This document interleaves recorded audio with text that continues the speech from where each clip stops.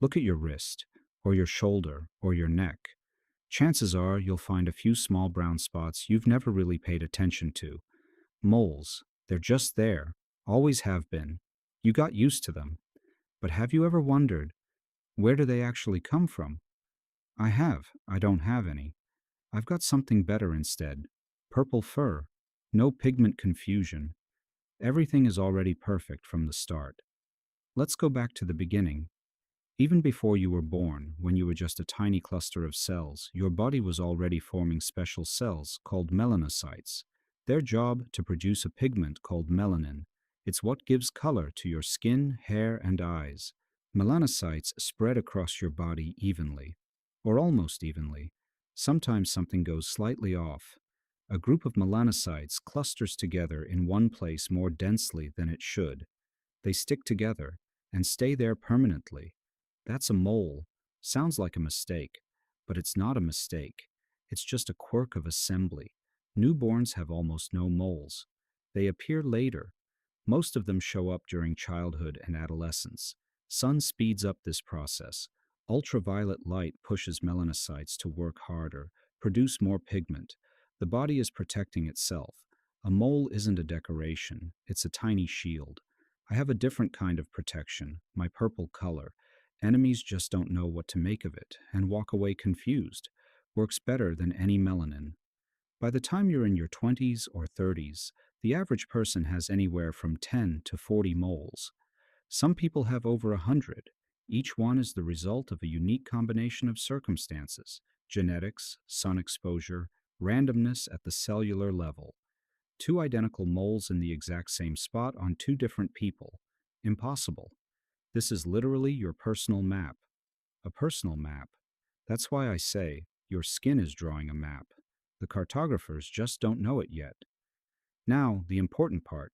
Most moles are completely harmless, but sometimes melanocytes start dividing uncontrollably. That becomes melanoma, one of the most aggressive forms of skin cancer. The good news, caught early, it's treatable. The bad news, most people never look at their moles at all.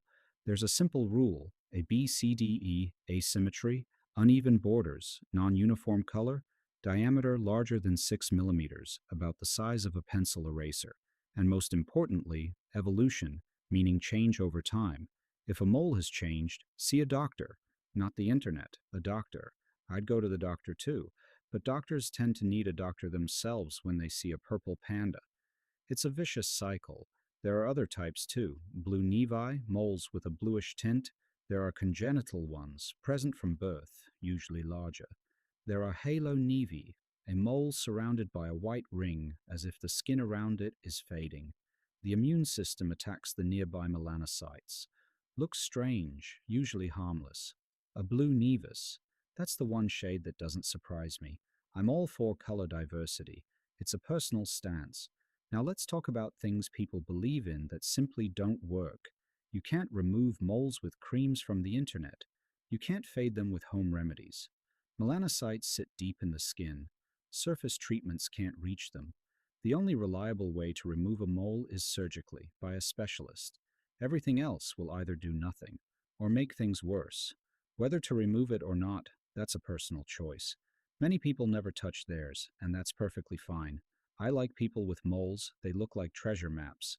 Except the treasure is themselves. Coming from a purple panda, take that seriously.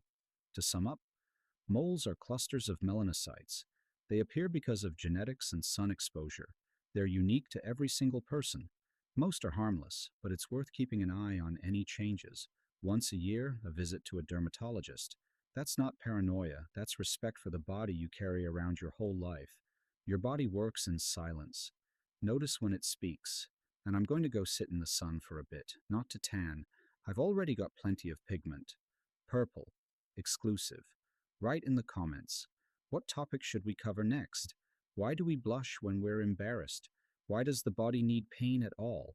Or why do scars last forever, but most wounds don't? Write below. I'll read it after I warm up.